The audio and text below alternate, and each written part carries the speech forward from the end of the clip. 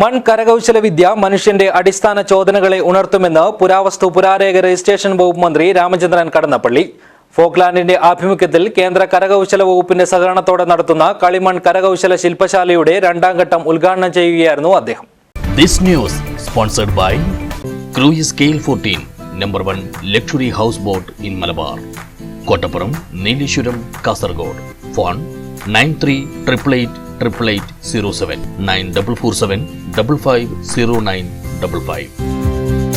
മനുഷ്യൻ ആദ്യമായി ശീലിച്ച കരകൗശല വിദ്യ മൺ കരകൗശലമാണെന്നും കളിമൺ ശില്പനിർമ്മാണം മനുഷ്യന്റെ അടിസ്ഥാന ചോദനകളെ ഉണർത്തുന്നതാണെന്നും എല്ലാ നിർമ്മാണത്തിന്റെയും തുടക്കം ഇവിടെ നിന്നാണെന്നും കേരള പുരാവസ്തു രജിസ്ട്രേഷൻ വകുപ്പ് മന്ത്രി രാമചന്ദ്രൻ കടന്നപ്പള്ളി പറഞ്ഞു.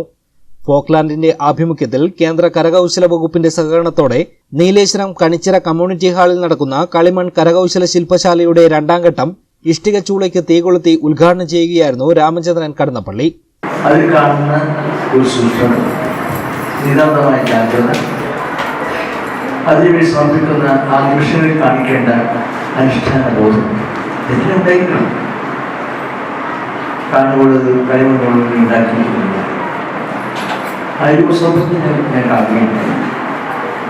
ആ ഒരു സൗഭാഗ്യത്തിന് ഒരാവിഷ്കാരത്തിൻ്റെ രൂപഭാവം നൽകുന്ന ഒരു കലാബോധം നിങ്ങളുടെ കൈകളിലൂടെ ഒഴുകി വരുന്ന ശുദ്ധിമുഖമായ പരിപാടി ഇതെല്ലാം സമീപിക്കുന്നത് കേരളത്തിന്റെ തനത് ഉൽപ്പന്നത്തിന്റെ വ്യാപ്തി വർദ്ധിപ്പിക്കുന്നതിനും സ്വയം തൊഴിൽ കണ്ടെത്തുക എന്ന ഉദ്ദേശത്തോടെ നടത്തുന്ന പരിശീലനത്തിൽ 30 അംഗങ്ങളാണുള്ളത്.